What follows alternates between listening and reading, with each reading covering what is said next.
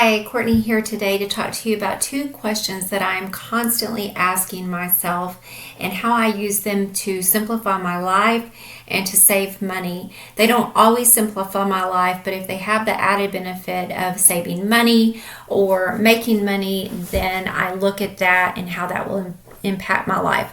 And I wanted to give you some examples of those two questions. First of all, the first question I ask myself is, will this simplify or complicate my life? And usually, depending on what it is, I will make a decision there. So let me give you a couple of examples. Today, my husband called me. We are boarding a friend's 3 horses, and we have 4 of our own, and we have 4 donkeys. So that's a total of 11 between donkeys and horses. And they have 3 horses, and they were offered to sell us one of them.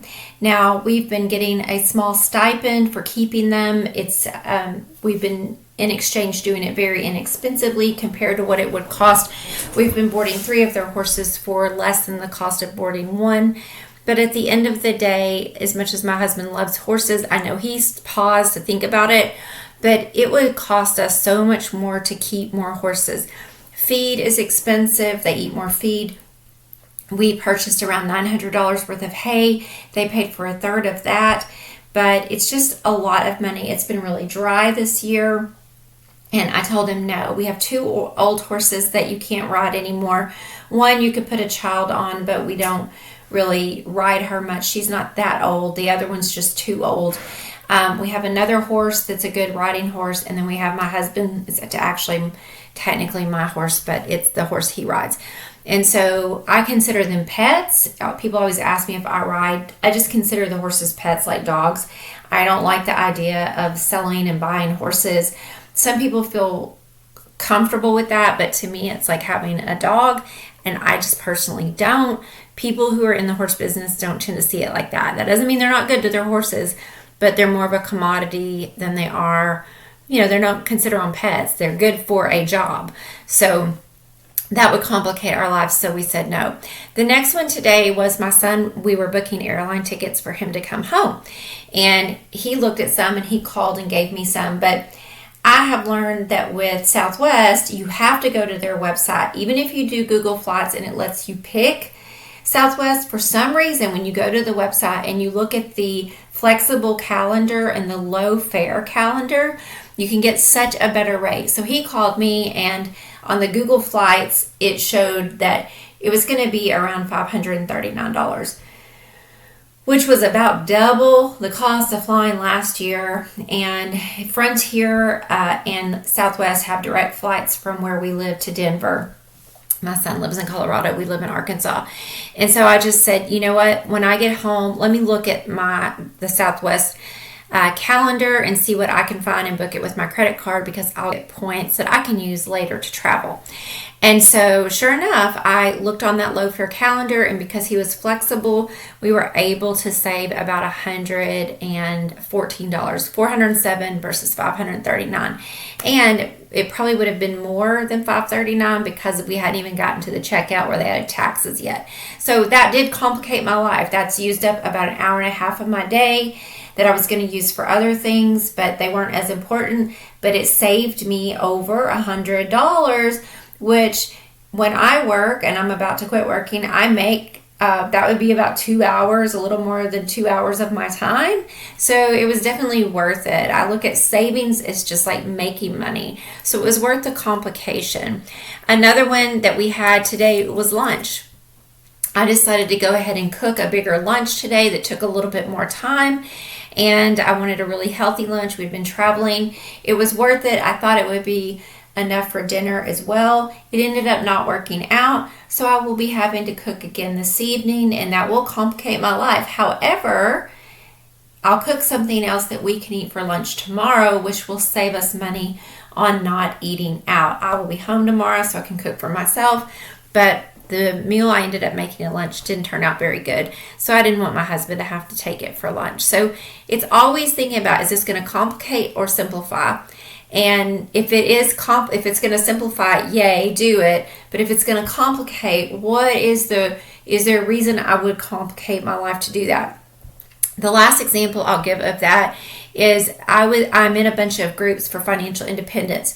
Someone went into the group. They were 60. They had a $500,000 value on their home and about $500,000 investments. Now, I don't know if those investments were in the market, cash, automobiles, but that's about the same that we are. So between all of our investments, bank accounts, and what we own in our house, and someone was offering to buy them a condo, short-term rental that was a cash flowing property, and I think it cash flowed about $30,000 to $40,000 a year. Now, I own an Airbnb, so I know that like a lot of people look at Airbnbs and think you can make a lot of money, but there's a lot of ebb and flow and a lot more work. It is not a passive investment. Now, by the time you pay, I don't have a mortgage on my Airbnb, and they would have had to take out a mortgage, but it would have still been 50% of the fair market value today. But I don't know if you've noticed, but markets are starting to drop off a little bit. So it probably was a good deal, but they have to ask themselves, we're 60 years old. Do we need the cash flow? We're going to have to keep up with cleaning. We're going to have to keep up with maintenance on the property, taxes, insurance, the mortgage payment, and they were 100% debt free. So everyone was like, go for it, do it. And I have been in the financial community a while, and I have found that with younger people, it tends to be like, why would you not do that? And that's great. But when you're in a different stage in life and you're older, you have to zoom out. Is this going to complicate your life? You're completely debt free. You owe nobody. You don't need a lot of money to live. Are you wanting to complicate your life? And to be honest, I'm not sure that I would go and build an Airbnb again. We had built it for a family member, and it will come in useful, and it does come in useful when family and friends visit. We spent $60,000 cash on it.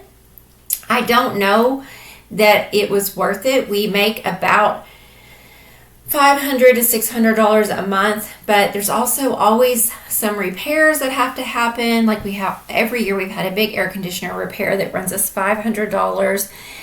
We had someone overflow the floors at one time. So I don't feel like the profit is enough that I feel like it's worth it. I honestly wish I'd put that $60,000 in investments and had let it build over a 10-year period, because it would have doubled to at least $120,000, and that would have given us, about $4,000 a year in income, which would have been about the same. So you have to zoom out and look at the whole picture, not just the financial picture. The last question, and I want to stop before I give you that. If you like this information or this helps you in your thinking process to live more simply, more frugally, and have a more abundant life, please like and subscribe. It helps the channel a lot. The next question is there any truth in that? And so what I mean by that is oftentimes people will give you feedback and advice. And one question I started asking myself about 10 years ago, because I'm a super sensitive person. I've written a couple of books. I owned a school, a vocational school, and I was what they called socially credentialed, which is just people giving reviews for your school on, like, there's a main certification site.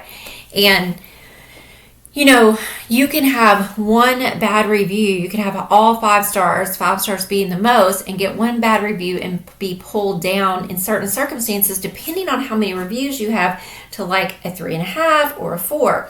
And this happened to me. I had a couple of difficult students, and, in order to pass them, it was like, I knew they were going to give me a social credential. They weren't doing enough wrong to be kicked out of the school, but they were incredibly difficult, disruptive on their phones. And so when they gave a negative-ish review, it wasn't terrible, but like a 3.5 star, and I'd had all 5 stars, it really hurt my feelings. But I had to ask myself, is there any truth to this? And honestly, I don't even remember. In those 2 particular instances, there wasn't. In another one, there wasn't. But there was one. I think out of 250, I had 3 total that weren't 5 stars. And there was someone who was working for me that did not teach the curriculum that I gave the students. And I wasn't there, and I didn't know it. And there was truth in that. Now with my Airbnb, and I remedied that situation. With my Airbnb, I have people, I would say I have a 5-star review right now, knock on wood, it stays that way. But I have people occasionally will say something privately like, okay, there were spiders. So we live in the country, the house is impeccably clean, but sometimes you get spiders at certain times of the year, even though we have a pest control. So when I heard that, I made sure to get with the pest control people to make sure that they were doing whatever they needed to do to keep spiders from coming in the house. There was another person who said the LED light on the air conditioner is too bright. I had left the instructions right there beside it, and I guess they just didn't look to see how to turn it off. So I turned it off permanently. So there was truth in those things. Then occasionally you'll get people who are like, well, you need to attach bars, like shower pull bars. Well, it's a plastic like shower insert thing. I say plastic, it's heavy duty, and I am thinking about that. But sometimes people, right now what I'm doing is I'm putting down the little gripper things on the bottom of the tub. I don't really want to do that because I don't think it looks very nice, but I do think keeping people from slipping is important. I have to figure out the bar situation. My normal population, this was a friend of the family who is in her 70s that stayed with us that said that. Most of the people that stay here are like in their 20s and 30s. So I don't know that they would use like a grip bar, but it's something that I'm definitely looking into. Now, I recently had a person come and say things like, it would be great if you had wind chimes and bird feeders and if you had horseshoes. And I'm thinking, yeah, would you like to come keep up with all of that stuff? Because I did have wind chimes and someone complained about how noisy they were. Bird feeders, you have to keep full of bird feed. You draw birds, which causes bird poop everywhere. And my husband has ran over 3 fire pits with the tractor. So I'm not putting any more stuff in the grass because I've spent so much money purchasing fire pits. When he's bush hogging on that big tractor, you can't see anything that's like below 3 feet if it's on the ground like that. So that's a no. So a lot of people sometimes will have ideas, but they don't have any experience. So there was no truth in that, if you will. Like, yeah, that'd be great, but I'm not willing to do that. There's like a certain level I'm willing to keep up with. So 2 questions. Is there any truth in it? If there is, can you remedy it? If there's nothing you can do about it, can you just let it go? Often I have quit apologizing unless it's necessary and say, well, thank you for that feedback. I'll take that into consideration. Or thanks for the feedback. It's all you need to say. Does it complicate my life? And if the answer is no, it won't complicate my life. It will simplify my life. Go ahead. If the answer is yes, is it worth it? I hope this has been helpful. Thank you so much. I appreciate you being here. Have a wonderful, wonderful day.